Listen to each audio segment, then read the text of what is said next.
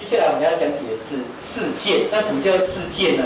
其实你一个样本空间，它的子集合都可以称为一个事件，都可以称为一个事件。比如说我丢一颗骰子，那它出现的点数就可能1到6，就是样本空间。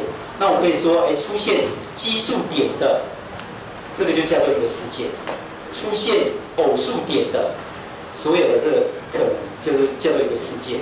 你可以比点数比3还要少的，可以称为一个事件；大于等于3的，或者大于3，或者是质数的，可能你可以用各种不同的，只要是它的子集合就可以了，就是一个事件。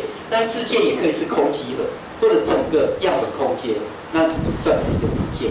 好，那如果有2个事件，它称为互斥的事件，那这是什么意思呢？就是这2个事件不会有交集，它的交集是空集合。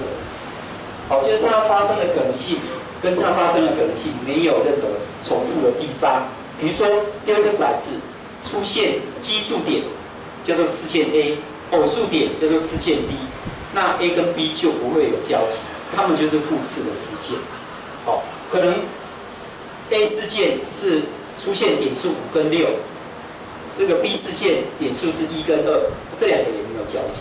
好，再来看余事件。什么叫余事件呢？就事件，它的余事件我把它定叫做 A 的余事件叫 A+， 什么意思呢？就是样本空间去扣掉 A。好，如果你样本空间是 S， 那就是 S 减 A； 样本空间用 U， 那就是 U 减 A。好，那其中 A 跟 A+， 很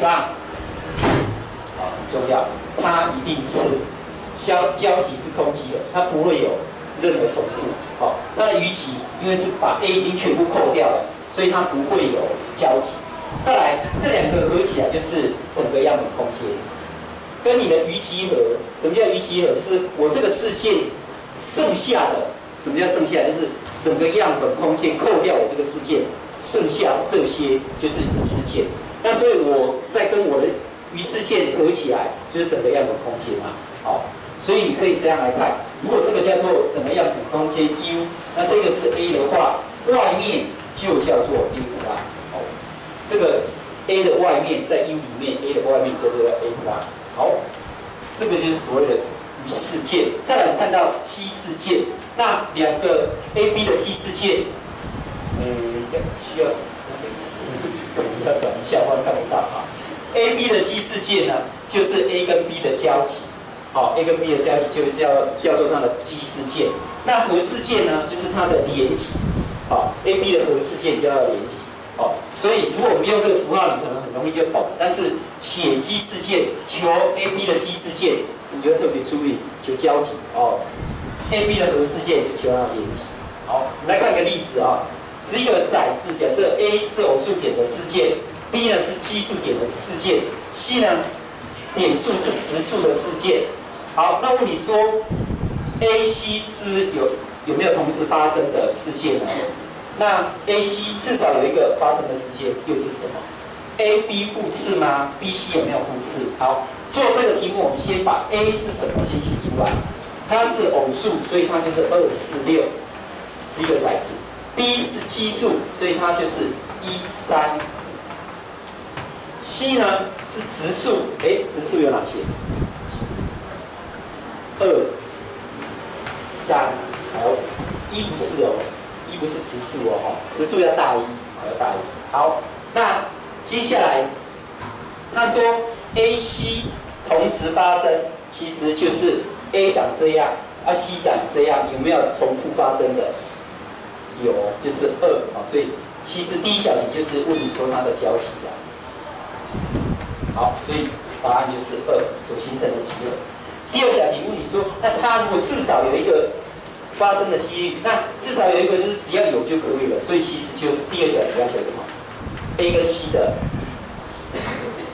连集，对，连集。好，那请问连集会有谁？就有2、3、4、5、6。好，2、3、4、5、6，2、3、4、6。好，再来第3小题问你说，A 跟 B 有没有互斥？互斥的是它们交集要是空集合。请问这两个交集有没有空集合 ？A 跟 B 有，因为246跟135没有互相交集的元素，所以 A 交集 B 是空集合，所以可以知道说 A、B 是互斥，互斥。那他还问你说，那 B、C 有没有互斥呢 ？B 跟 C 交集有没有空集合？没有。那 B 交集 C 呢，不等于空集合，所以 B、C 不互斥。互斥。好，那我们这边刚才这个第一小题其实就是 A 跟 C 的基集合，这个就是基集合。第二小题就是 A 跟 C 的合集合，合集合。第三小题就是互斥，问你有没有互斥？那如果问你说，那 A 的余事件是什么呢 ？A 不拉 A 的余事件 ，A 是246，所以它的余事件是谁？13，好，13，好，在这里刚好等于 B， 好，在这里刚好等于 B， 这样可以吗？好，那 C 的余事件是什么 ？C 的余事件146，对不对？146，好，好，这个就是我们的介绍。